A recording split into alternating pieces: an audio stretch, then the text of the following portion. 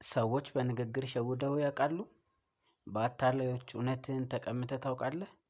ወይስ ምክንያታዊ ነው ብለህ የጎረርክበት ሀሳብ ስህተት መሆኑን ሳታውቅ እንደ አዋቂ አድርጎሃል? እንዲህ አይነት ስህተት ሎጂካል ፋላሲ ይባላል። ሎጂክ ስለ ምክንያታዊነት የሚያጠና ሳይንስ ነው። ሎጂካል ፋላሲ ልክ ያልሆነ ወይም የተሳሳተ ምክንያታዊነት ማለት ነው።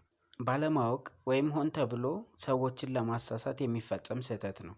ስህተቱ የምክንያታዊነት እንጂ የሚቀርቡት መረጃዎችና የሚሰጠው ድምዳሜ እውነት ወይም ውሸት መሆኑ ላይ አይደለም። ምን እያልን ነው? ምን እያልን እንደሆነ በምሳሌ እንመልከት። በአንድ መስሪያ ቤት በጸሐፊ ቦታ የሚሰራ ሰው ይፈለጋል። አንድ ባልደረባ ሄለን በኮምፒውተር ጽሑፍ ጎበዝ ስለሆነች እሷ ብትሆን ብሎ ሀሳብ ይሰጣል። በዚህ ጊዜ ሌላኛው ተወያይ እንዴት ሌሎች ሰራተኞች ሰነፍ ናቸው ትላለህ? ሌሎች ጥሩ አይሰሩም ማለትህ ልክ አይደለም ብሎ ሀሳቡን ያቀርባል። ሀሳቡ ሲታይ ትክክል ቢመስልም ሄለን ጎበዝ ነች ማለት ግን ሌሎች ሰነፍ ናቸው ማለት አይደለም። ሰውየው ሌሎች ጥሩ አይደሉም ብለሃል ብሎ ቢከሰውም እሱ ግን ስለ ሌሎች ምንም አልተናገረም።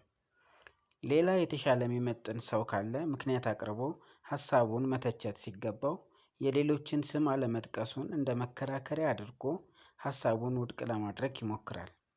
ይሄ ስትሮማን ፋላሲ ይባላል።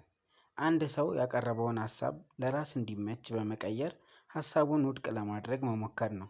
ስትሮማን ፋላሲ ስሙን ያገኘው ሰብልን ከወፍ ለመከላከል ስትሮ ወይም ገለባ በልብስ ውስጥ በመክተት ሰው በማስመሰል ከሚሰራው ስትሮማን ወይም የገለባ ሰው ነው። ሰውየው ያላለውን እንዳለ በማስመሰል በሌላ ሀሳብ በመቀየር ሀሳቡን ውድቅ ለማድረግ መሞከር ነው። ልክ ወፎችን ሰው የቆመ በማስመሰል በስትሮማን ወይም በገለባ ሰው እንደምንሸውዳቸው ማለት ነው።